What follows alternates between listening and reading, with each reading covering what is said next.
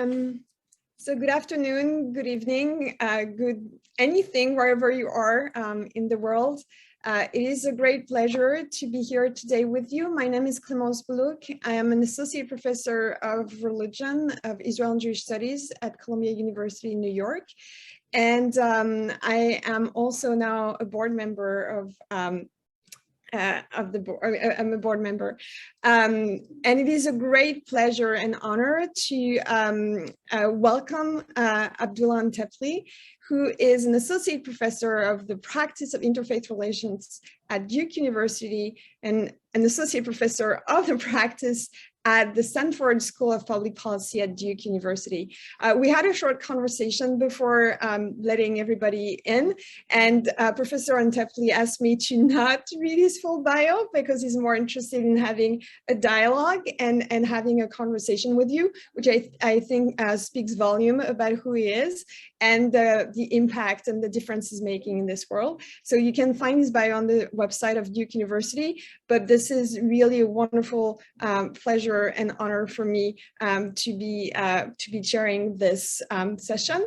I'll collect your questions at the end of this 40-something minute talk by Professor Antepli. And with no further ado, the floor is yours. Thank you so much. Thank you so very much, Dr. Boulouque and Thea, my good friend. Good evening and good afternoon, everyone. Assalamu alaikum. Peace and blessings be upon you all.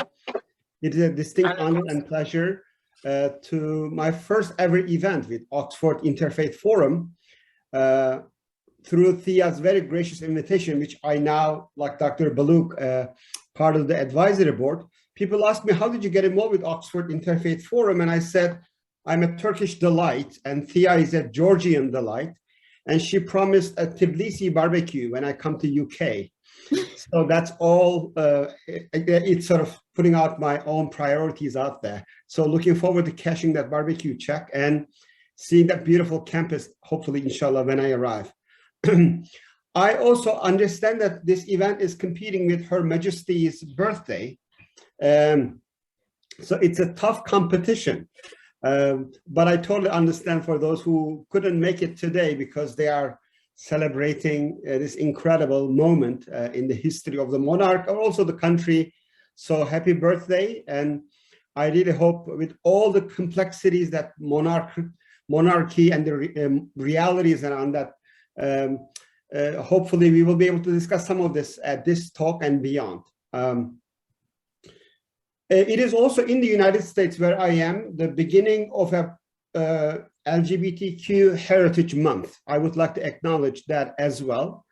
It is an incredibly gratifying moment that at least in some parts of the world where both UK and the United States is located, we came a long way. And it is very much relevant and related to the topic of moral courage as well. By people who exemplify the moral courage in the last maybe 50 years, we were able to defeat, relatively speaking, homophobia and the phobia and hate and bigotry and exclusion and unwelcome against the members of the LGBTQ siblings. Homophobia didn't die, and it's much worse in other parts of the world. But I think there's a moment to celebrate at this particular moment. We came a long way. And I hope we can further the cause by infusing and developing more moral courage and defeat the homophobia in our time or in our children's generation, hopefully. And I would like to also acknowledge several of my friends, Joseph DeWars, Army chaplain, who is smiling, and a couple of my Turkish delight friends, Kemal and Alp, is also joining. It is a wonderful moment to share this time with you.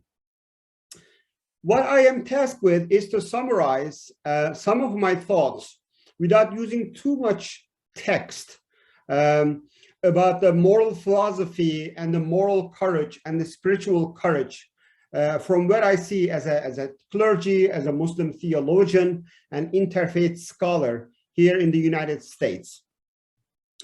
What I will do, as you can imagine, in this 15-20 minutes, we will scratch the surface, hopefully.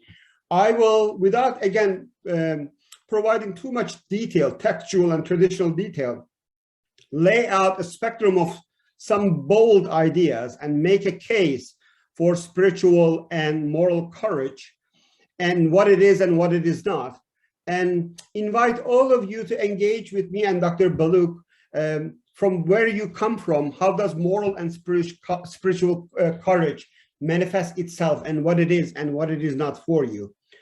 I would say moral courage is the heart of religion, heart of the faith, and spiritual courage. And it is an essential element for any religious and ethical moral tradition's fulfillment in any given society. Without sufficient level of moral courage, the ultimate fulfillment of any ethical moral tradition or any theological and spiritual, textual, religious tradition, it is impossible to fulfill its ultimate goal. It is impossible to pass the minimum test without the sufficient level of moral courage in its social fabric. It's in its ability to infuse moral courage to a society that these faith traditions and the ethical, moral, philosophical traditions are in our society. But also, I think moral courage and spiritual courage is in so many ways similar to weight loss, which I struggle all my adult life in my world. It is so important. You don't have to make much of a case. And it is rather very easy to understand moral courage, or what does it take to develop a moral courage individually and collectively. But again, like weight loss, it is so difficult to implement it. It is so painfully difficult to implement it.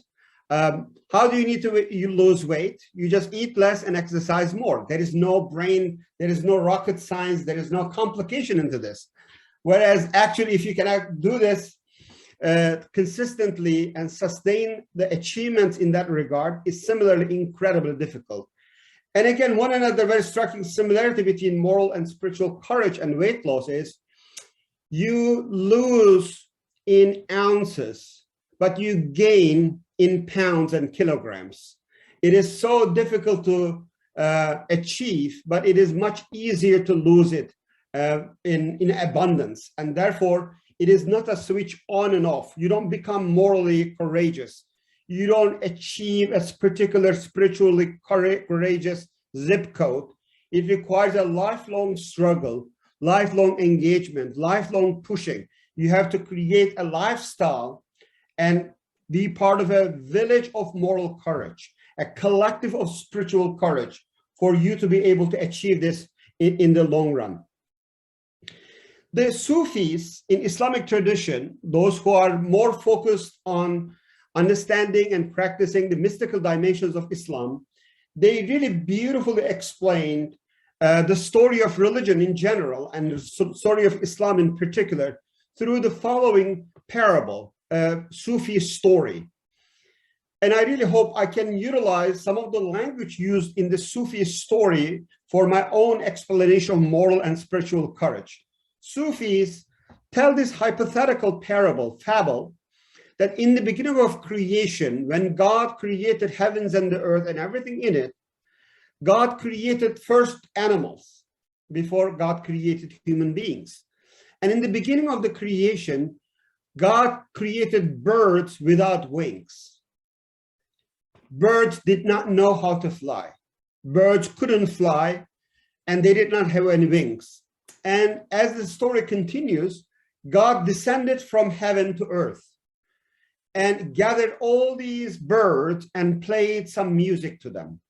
God played this, we can never know in the Islamic theology what's the nature of that musical instrument, what melodies, what words and lyrics has been used, but just go with the flow of this story. It has an incredibly powerful moral implication and the moral argument behind this.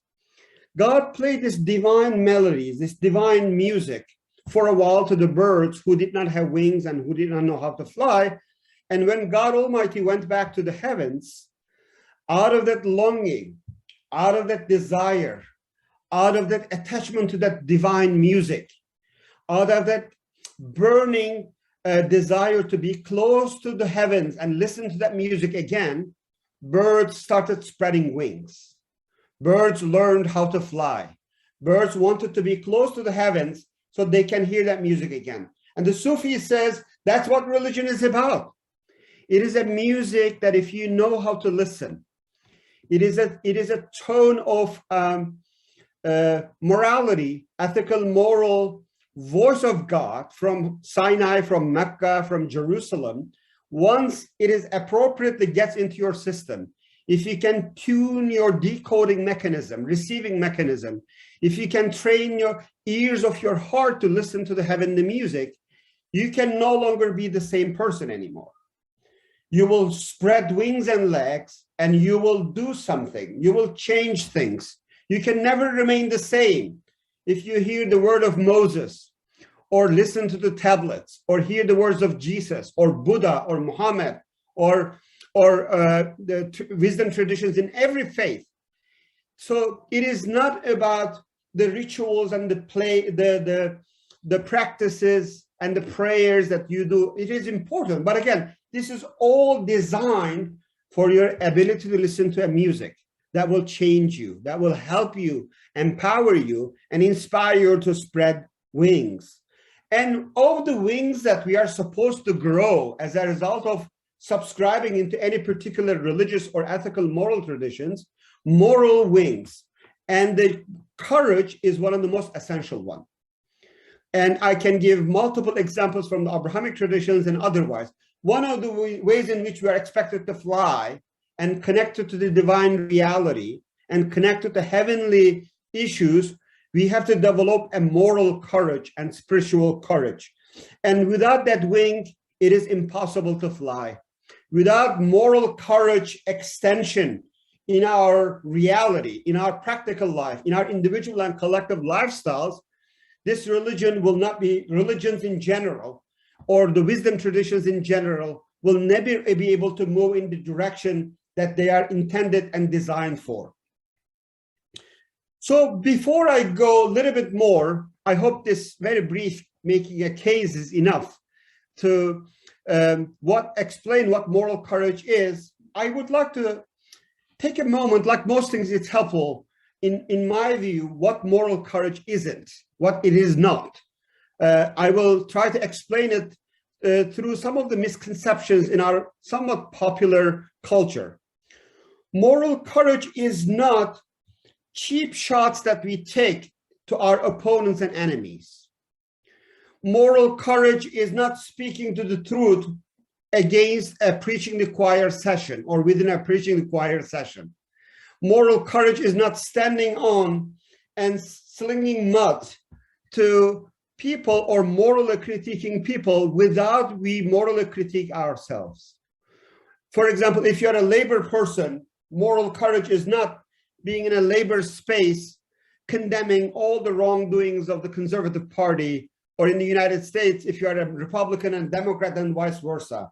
Or if you're an Oxford person, just taking some cheap shots at Cambridge is not going to make you a morally courageous person per se. That's not how moral courage works. The moral courage primarily and essentially, not exclusively, starts in front of a mirror. Moral courage and speaking truth happens when you face some of the ugly realities of your own, individually and collectively. If you look at the examples of morally and spiritually courageous people, their primary, if not sometimes exclusively, their mission was not to go and fix the moral and ethical failures of other people, but their own community. In a way, moral courage happens even if you are looking into an external reality. You are reflecting on the MRI or the CT scan results of your own, even though you are looking at an external image, but it is showing what is in you individually and collectively, that you are reflecting on some of the moral decay and moral erosion within your own community. I have so many holy envies in Christianity and in Judaism. But my number one envy in Judaism is Shabbat. That practice of Shabbat, I can go on and on. I wish more Jews appreciate Shabbat as much as I do as a Muslim. That's a whole different story. But my second holy envy is this Yom Kippur practice, which really exemplifies what I'm trying to say here. I, as a Muslim, as an imam, always find myself in a Yom Kippur, Day of Atonement services in a synagogue nearby, wherever I am. And I love it. As part of this Day of Atonement, the Jewish community, a beautiful ritual and very powerful symbolic gesture, they start chanting their sins and start beating their chest, their own chest, as they reflect. And people do it ritualistically. They don't, that's not the point. But look at this profound wisdom that garnering moral courage starts within your own. First, moral cleaning starts at home. Nobody goes and beats the chest of the one on the right or the chest on the left. They beat the chest of their own. So it is incredibly important to, figuratively speaking, to start any spiritual and moral courage conversation, attempts and reflection, or implementation of moral and spiritual courage. It has to start within our own. It has to start within our own. And start speaking the truth should start, or moral courage articulation should start in front of a mirror. Our ability to do this gives us moral legitimacy to then secondarily go out and morally critique and morally criticize different people, different communities that you don't belong to. The moral courage and the spiritual courage more often are represented and built and manifested in, especially in Abrahamic faith, but also in Hinduism and Buddhism, through the prophetic tradition. Prophets, through their prophetic voice, prophetic ministry, prophetic spirituality, they exemplified this essential element of moral courage to us. And especially given most of us are from Abrahamic faith traditions, if you look these prophets from Islamic tradition, from Adam to Noah, to Abraham, to Ishmael and Isaac, to Jacob, to if you go on and on, all the male prophets, which are officially recognized, as far as I'm concerned, all the female prophets in Judaism, Christianity, and Islam, one of the most essential elements, flavor, color, impact, mission, and the work of these prophets is none of them, to my knowledge, I am happy to be challenged, none of these prophets came to their community after becoming a prophet and said, you guys are just awesome. You are wonderful. God loves you. You don't have to change anything. God is so happy dancing in joy in the heavens. None of them said that. They all came and said, God is angry. You are failing in your ethical and moral responsibilities. You are falling short in your commitment to whatever God has sent you before me. And so they, in a way, started this internal moral cleansing. Muhammad came to his community and said, it is wrong that you kill your own daughters. It is wrong that you oppress women. It is wrong that you mistreat the orphans. It is wrong that you are not taking care of the widows. Like, go on and on. What drove him crazy, really, in the modern sense, out of frustration that he used to go and retreat in the caves of Mecca, nearby mountains of Mecca, was that incredible frustration of his own community. Not the ones in the next town, that came later, but primarily prophetic moral courage, prophetic exemplification of spiritual courage was to speak to your community and make them uncomfortable. That is why it is, despite its importance and despite its easy comprehension, moral courage and spiritual courage, and that quality in leadership is incredibly difficult because you have to challenge to yourself primarily, and you have to challenge your own community. And that has dire, dire consequences. Look at the ministry of Jesus Christ, Jesus of Nazareth. Look at the ministry of Jewish prophets and the Hebrew prophets. Their primary exemplification of their prophetic voice is to challenge their own community, invite them to repair their own moral failures and moral flaws. So in a society where populism and popularity are addiction to be liked, in a society where even within the faith tradition, leadership is designed and formed and developed to tell people what they want to hear instead of what they need to hear. Developing moral and spiritual courage becomes even more difficult and more needed in our time. If you want to be liked by everyone, if you want to be only adored, and if you are not willing to put the sacrifices that needs to your personal, professional, economic, and financial life, there is no way you can be a leader of moral courage and spiritual courage, as this prophetic literature, as this prophetic tradition points out to us, because the name of the game is sacrifice. Moral courage cannot be understood, or more importantly, cannot be lived through absolute comfort. Discomfort is the very nature of moral courage. Discomfort, pain, and loss, very painful loss, hopefully not as dramatic as life, but you will be losing if you are committing yourself to be, in the prophetic sense, to a moral courage and spiritual courage, to its implementation, to its promotion in your society. You will be not only a lonely person, often you will feel incredibly lonely, but you will have to sacrifice and endure great amount of losses in your society. The biblical and the Quranic description of Abraham is really phenomenal.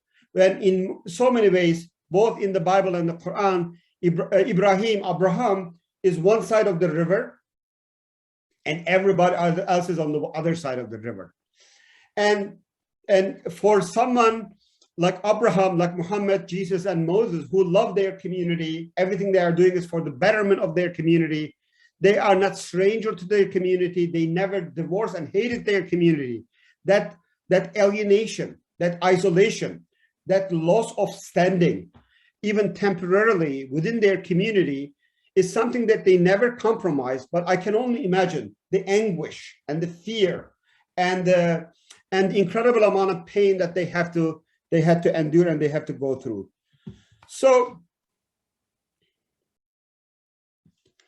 the moral courage is often misunderstood and neutered and flattened when it is often associated with cheap heroism.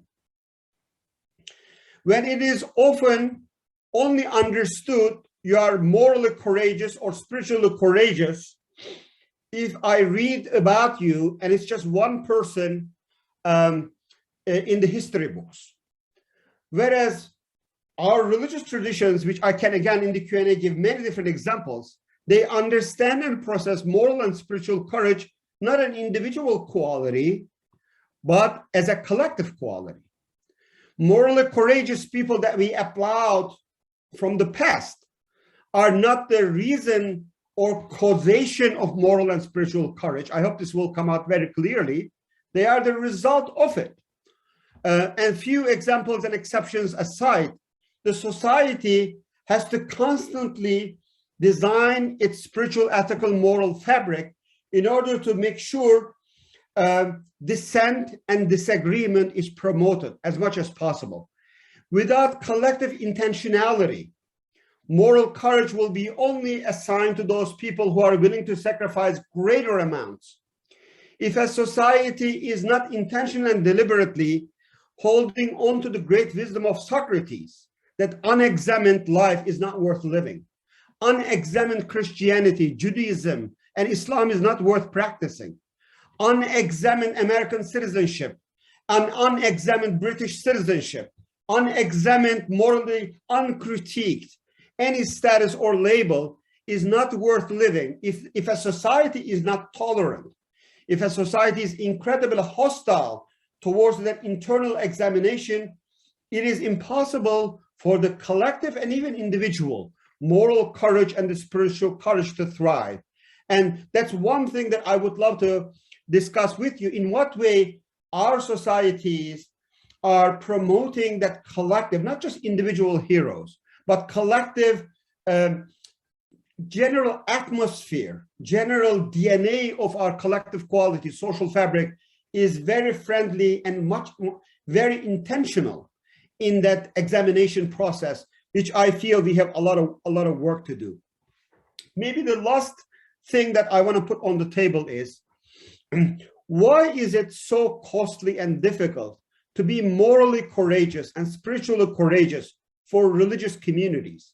What are some of the obstacles? What are some of the main ways in which modern day followers of Judaism, Christianity, Islam, and others can find out a way that the organized religion and organized religious communities could incorporate and embed their religious function to promote more moral and spiritual courage?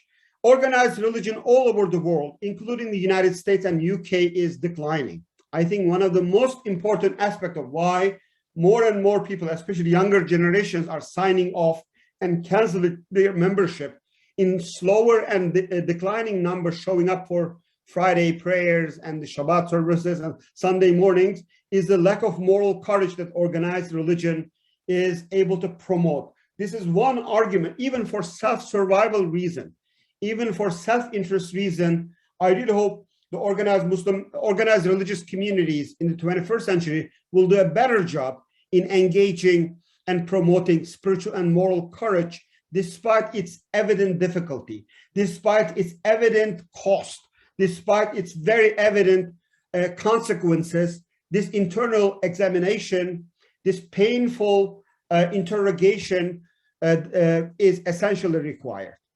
I promised myself that I will stop at 1:25, and I'm already 5 minutes over.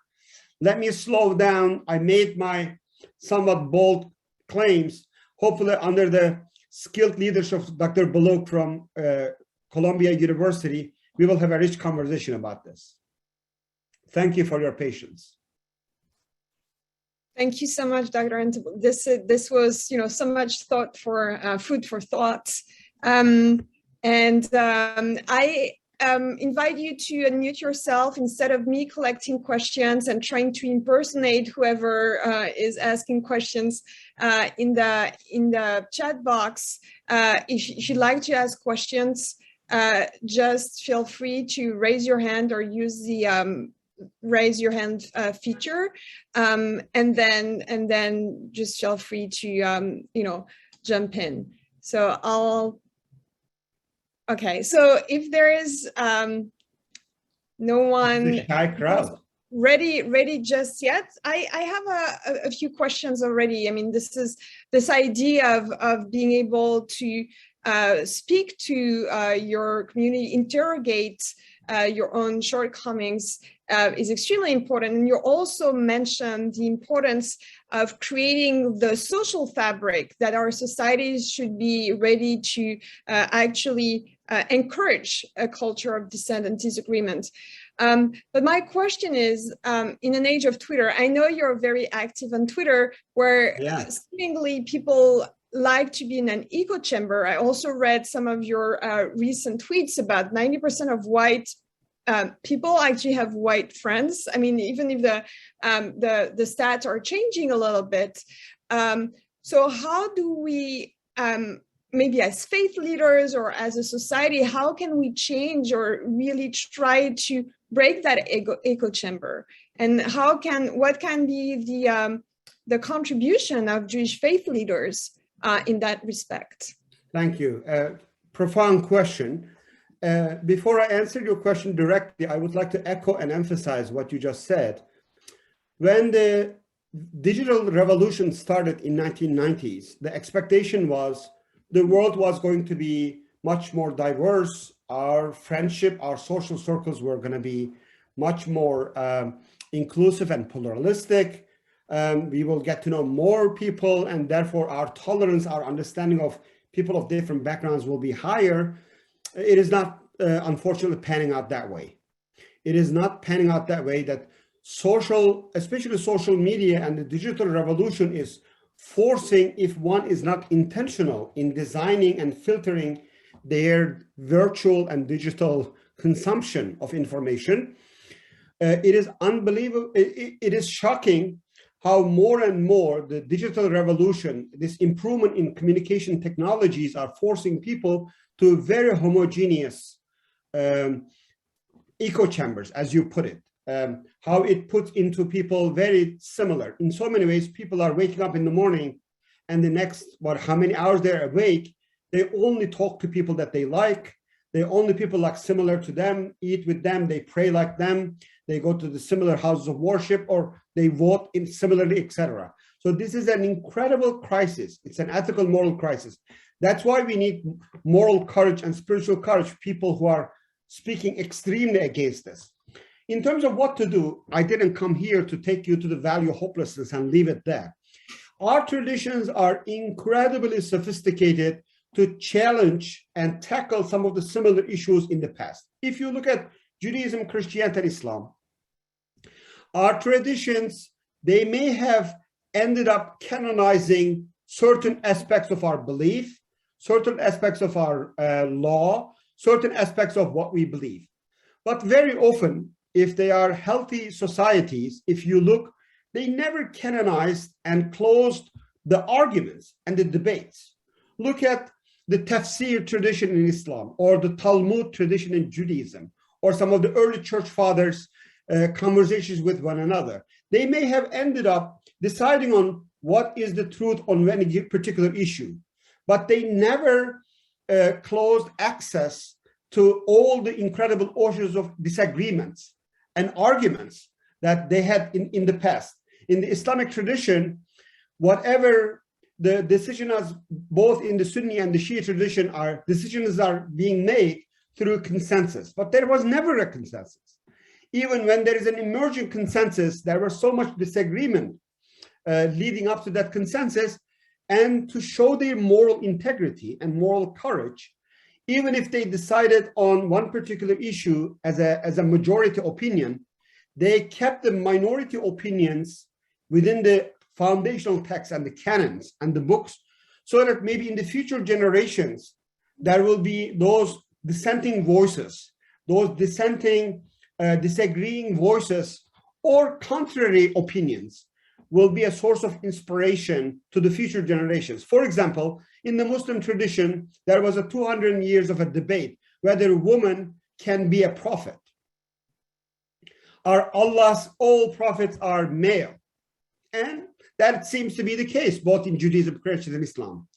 But if you look into the mission of prophets, they came up with a job description. What makes somebody a prophet of God, messenger of God?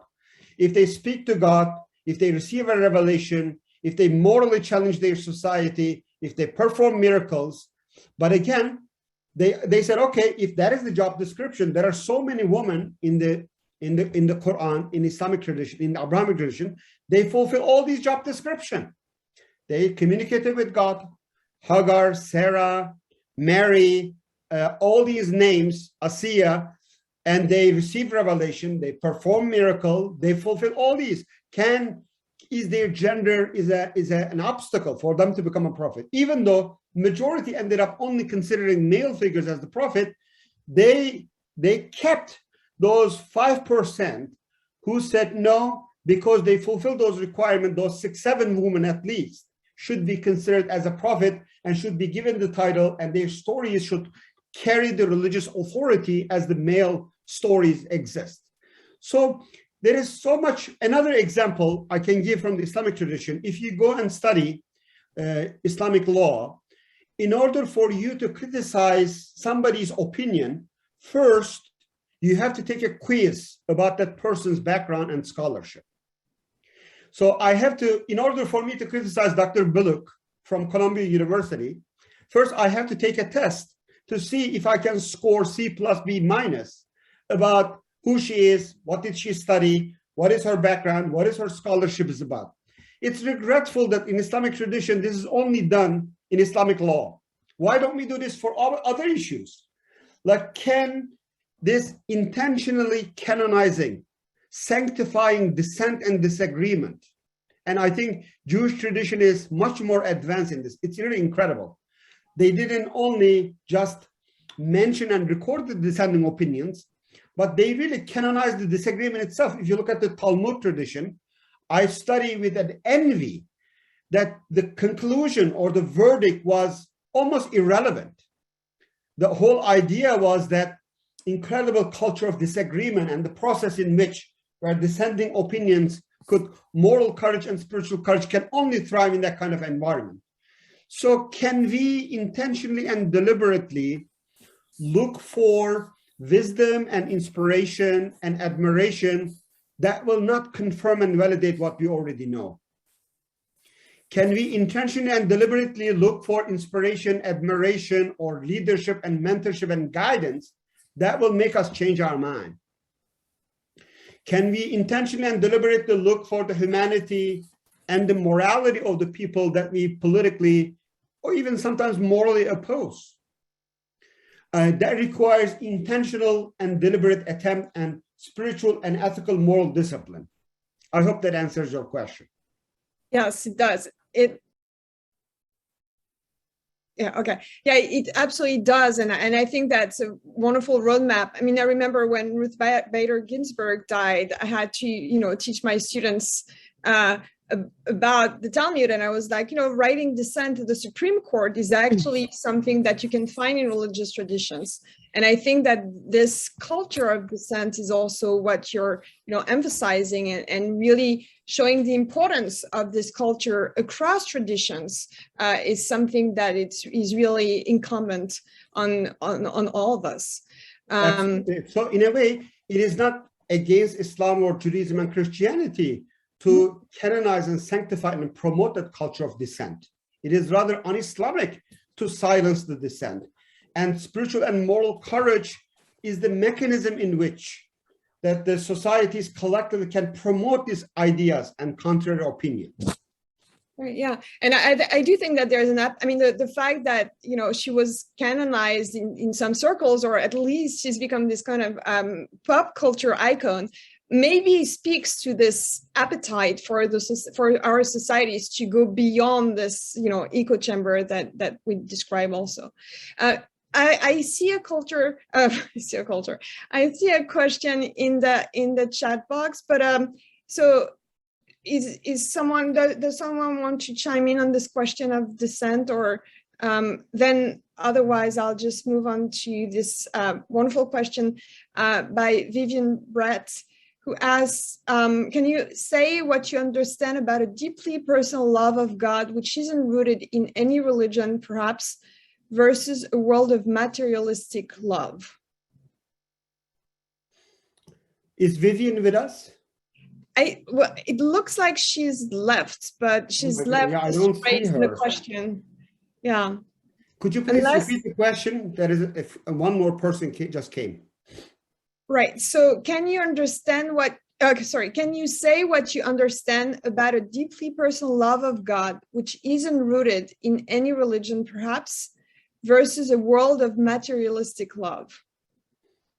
Yes, I would love to hear how Vivian articulates this question in connection to spiritual and moral courage.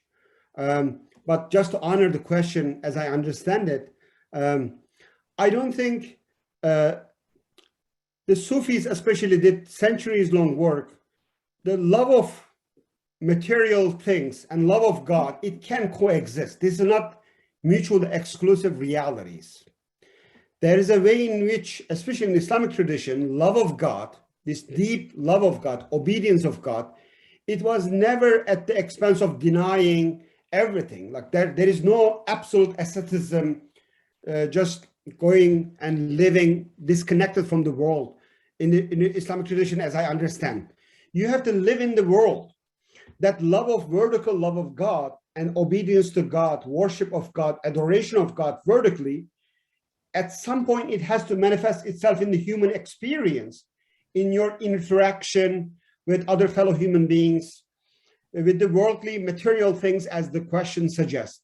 As long as that material love and affection and attachment to that material things doesn't become an end to itself. So Rumi has a wonderful quote, says, everything in the world is like pointing at God. So if I point with my finger to a moon, and if you get lost in my finger, you're a fool. So you have to utilize material stuff in the world, ideally share those material privileges and comfort and achievements with everybody else. But ultimately, it has to be a means to an end. It has to bring in every step, one step closer to God Almighty. It should be towards ethical, moral fulfillment of your faith tradition, as long as they don't become a subject and object of worship themselves. I don't see. So I struggle sometimes with the religious voices rather superficially denouncing love and attraction to material things. I find them as a cheap mudslinging. Yeah. Amina, yes, please. So please unmute yourself and ask your question, and if possible, open your video so we can. Okay. I knew there was a smile behind that black screen. Thank you for sharing that infectious smile with us.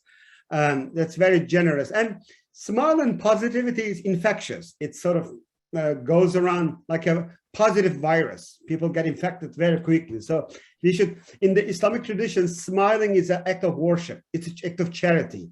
It's as if you are giving money or food. Because through your smile, you give something to people through that positivity. You make somebody's day. I want to, Sister Amina, share my very respectful and only partial, maybe disagreement with you in the underlying of question that Sufis are marginal. It is true, Sufis with a capital S, as orders, as institutions and organizations, they are marginal. I totally agree with you. But Sufis and Sufism with a small s, in terms of a concept, an idea, their impact and influence. Many people are Sufi like myself. I don't belong to any particular tariqa or order. I am not a Sufi with a capital S. I'm a Sufi with a small s, meaning I am attracted to that mystical traditions, understanding of very rich, powerful, allegorical, and symbolic exploration of the text. Very non-literal, very metaphorical understanding of the text. So I would focus on not just Sufi organizations or orders or sheikhs and murids. I would rather look at their impact in the society. But to your question, profound question, I don't know any other trick in the world that will ultimately produce sustainable social change other than education. And education is not like just cheap schooling, sitting in the classroom and getting degrees. That's not what I mean. So if you believe everything that we do individually and collectively is a manifestation of the ideas that we think. So if everything that we do in our economy, in our government structure, in our politics, in our family life, business life, banking, it doesn't matter, any aspect, in a way, what we do is a manifestation of the coding, the ideas that we have in mind, individually and collectively. And if you are not happy with what's going on, if you're not happy with the existing reality, individual and collective behavioral change only happens. That's the power of organized religion. Unless you go back to the very ideas in the DNAs of this individual or this society, what ideas and principles or the conceptual issues that they think about on any given issue. Unless you replace those bad ideas with good ideas, there will be no behavioral change. There will be, look at Muhammad. He came to a society in 23 years. He transformed a somewhat uncivilized society who used to bury their own children. It was a society where power and money dictates morality. If you are powerful, you are moral. If money, what you do is right or wrong, that was the case. Like imagine somebody trying to give up smoking, how difficult that behavioral change. It was an alcoholic society. It was an abusive society. It was a society when women were bought and sold like a property. In 23 years, his success in behavioral change is to really go to the very brain tissues of that society and change the ideas about who we are. What is a woman and man? Who is God? What are we expected to do? He changed the ideas first, and then the behavioral change, both on the individual as well as in the collective scale, both in the micro as well as on the macro scale, has pursued. As social agents, like if you're really serious and interested in promoting anything, including moral and spiritual courage, we have to first start our battle in the space of ideas. because most people are doing mistakes or morally failing because they more or less have the wrong frame of reference about those only, or they misunderstand Islam. For example, all the Muslim homophobia, all the hate against Muslims are not unique. Homophobia is global. This is my last example before Jill's question. Most people hate LGBTQ members because they think it's black and white, it's all haram, God hates gay people, etc. But once you challenge them, like where in the Quran do you see that God condemns or prohibits or bans and criminalizes homosexuality? Which verse, which text, how it should be understood? If you go and try to engage with them in the realm of ideas, in the ideas that matters to them, if they are religious ideas, if they are secular ideas, if you remove those ideas, when I say Quran is completely silent on homosexuality, there is not a single verse in the Holy Quran, which I believe the literal word of God. I challenge you and everybody here. Find me one verse God talks about homosexuality. Everybody goes to the story of Lot. Everybody talks about this story of married men raping their political and social tribal opponents, but there's nothing in the modern sense of homosexuality in that story. What God is condemning is injustice. What God is condemning and what brings God ultimate punishment and wrath is all sorts of injustices, including rape, not being gay or not being homosexual. So for religious people, when I engage in this, and when I prove that Quran is completely silent on being homosexual or as an identity, I can see how things change, how that idea becomes a motivation of social and practical change on the ground. Even if you don't agree with me, I'm just giving this as an example. I encourage you to look and see on any given change that you want in society, positive change, that was your question, you want. Look at the very ideas that that is producing that negativity, and what better ideas, what new ideas, what deeply rooted inventions can lead into behavioral change. Jill, yes. Islamic text, because of the logistics, we only have an hour. And if you invite people who are not very familiar with Islamic terminology and Islamic interpretive tradition, you lose very valuable time. But I would love to do this with you at some point, one-on-one, and invite you to a textual workshop studies that I have been doing so. What exactly you want to hear in terms of a unique aspect of Islamic text, its religious authority?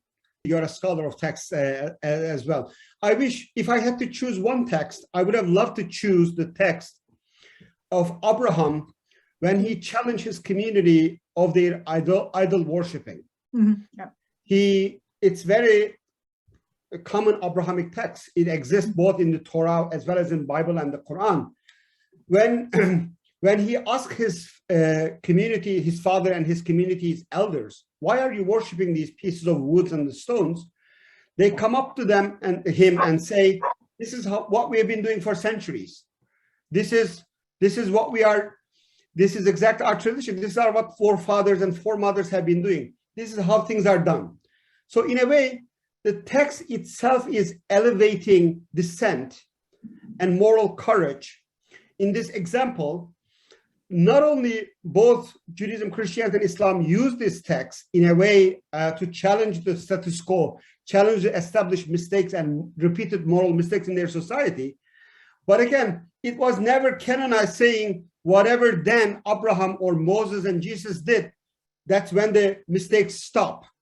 Whatever tradition, it has been used against Muhammad. It has been used, the companions of the Muhammad, with the same logic. The text transmission has been used.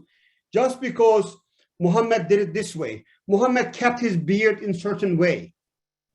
By using the authority of this particular text, just because Muhammad and the next couple of 300 years, Muhammad dressed in this way or lived his life in that way, in a 7th century Arabia, in that particular climate and the weather and the geological place, does it require for us to be dressed in Copenhagen, Denmark in the same way.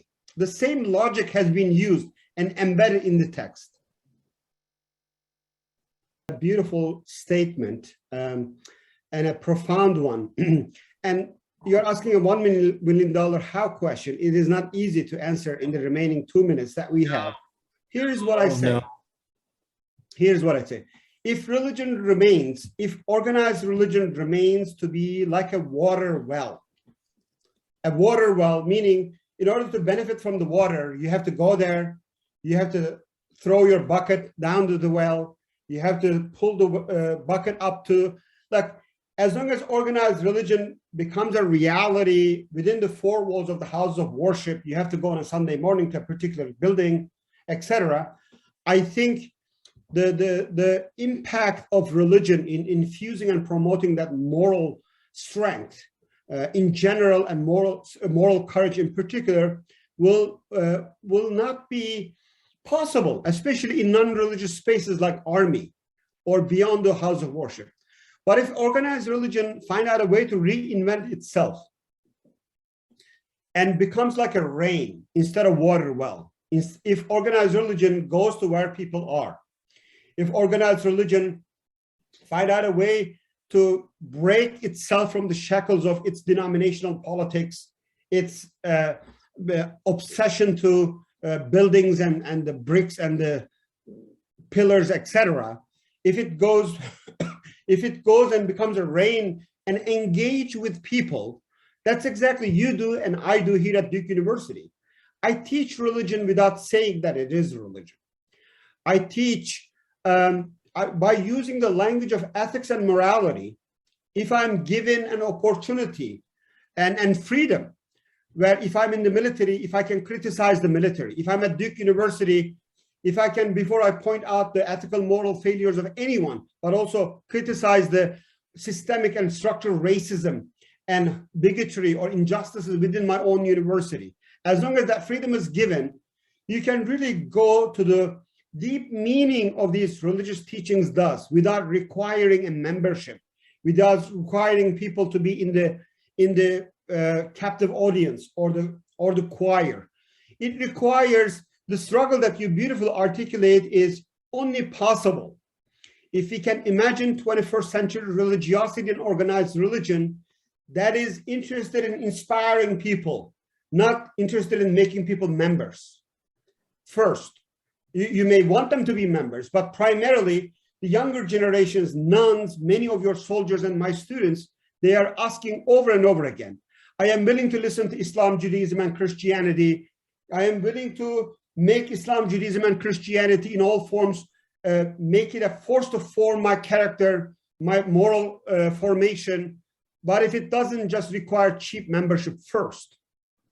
So this has to change. When I became very religious Muslim, when I was so attracted to Islam, I was made it very, very clear. In order to get the benefit of Islam, you have to be a member, you have to be obedient follower, you have to practice the religion to get to the meat of this. What is this all about?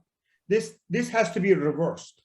First, we have to say and convince people that these ancient wisdom traditions have still so much to inspire people to form their moral character development without requiring just cheap foot soldiership or membership or just a body, warm body in the pews.